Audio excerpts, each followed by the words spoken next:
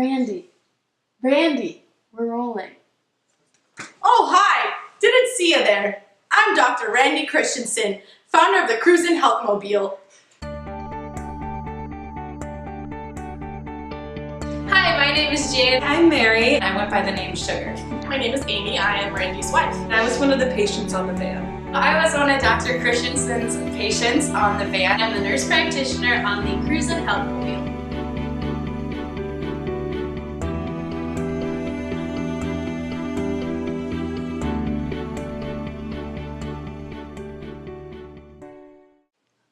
How did the Cruisin' Health Mobile begin? Doing the Cruisin' Health Mobile has been a lifelong dream of mine. When I first started, there were many problems that I did not anticipate, such as the cost of maintaining the van and even finding one that fits in our budget. Reflecting back on my first day, I can tell you for a fact that the van and everyone on it has grown exponentially. We now have more than 3 vans and about 5 standalone clinics. I have even had to resign from a few of my other positions at Phoenix Children's Hospital so I can work more on the van. Although the van has been fulfilling, it has had some challenges. During the beginning of this journey, I was severely, occupationally imbalanced. I began gaining weight, not sleeping, and had trouble communicating with my coworkers and my wife. I kept all of my emotions inside because I did not want to be an emotional burden on anyone, especially Amy, as we were going through a hard time at home trying to get pregnant. The first few years of running the van was an emotional drain, but looking back, every second was worth it. It shaped me into the person I am today, and it helped me grow into the doctor I am now.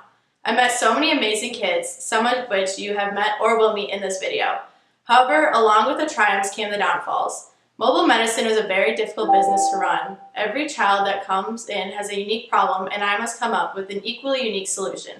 For example, I learned the hard way that I can only prescribe non-perishable medications, and how to quickly and painlessly remove a cockroach from an ear.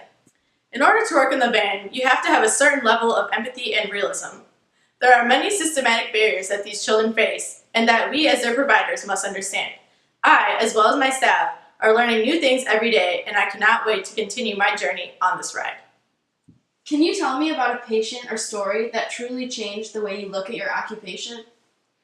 So one of the cases on the van that resonated with me the most was the story of a young man named Donald.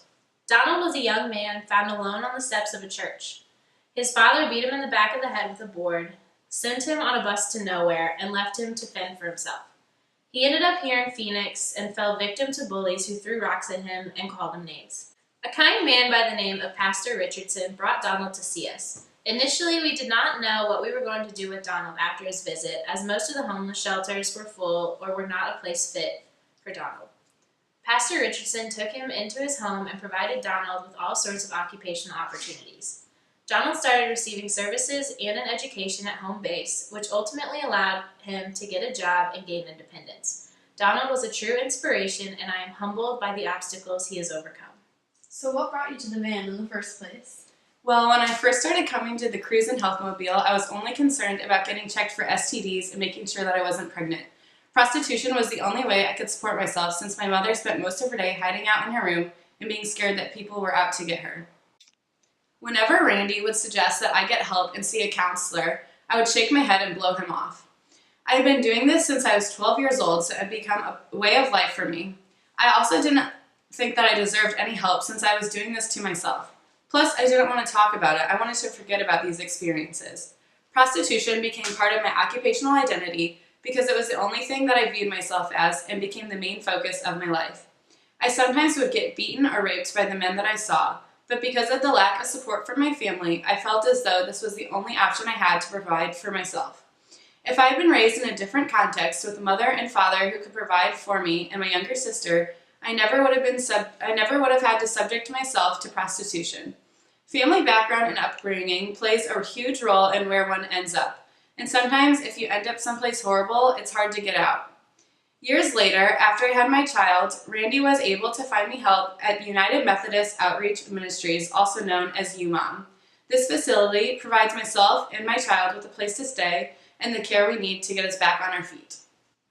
As Randy's partner, what is your view on the Cruisin' Health Mobile? I have never been more proud of Randy. He has put a lot of time and effort into this project from the very beginning, while somehow making sure the kids and I were taken care of. Randy has always been the rock in our family.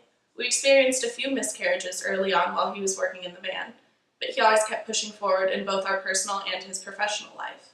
For a while, Randy had a hard time separating his time on the van and his time at home. But once he was able to detach himself from his work, he was able to reach his fullest potential. Randy has now taken time off of a few of his other jobs to focus on our family and the van. The Cruise and Health Mobile program has now expanded to have more than 3 mobile health units and more than 5 stationary clinics throughout the valley. I'm so excited to see what he does next. Tell me your story, Mary. Okay, well, at first I was very quiet and timid when I went to the van.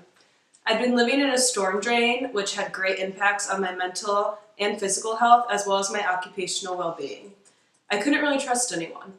I always wore this bracelet, and when I first met Dr. Christensen, I wasn't really ready for him to ask me about the story of it. As we started to form a relationship, I took him to show him where I live and began to trust him. I told him how I was sexually abused by my father when I was a child. Dr. Christensen tried to get me services and a better place to stay, but everything was booked or lacked of funding.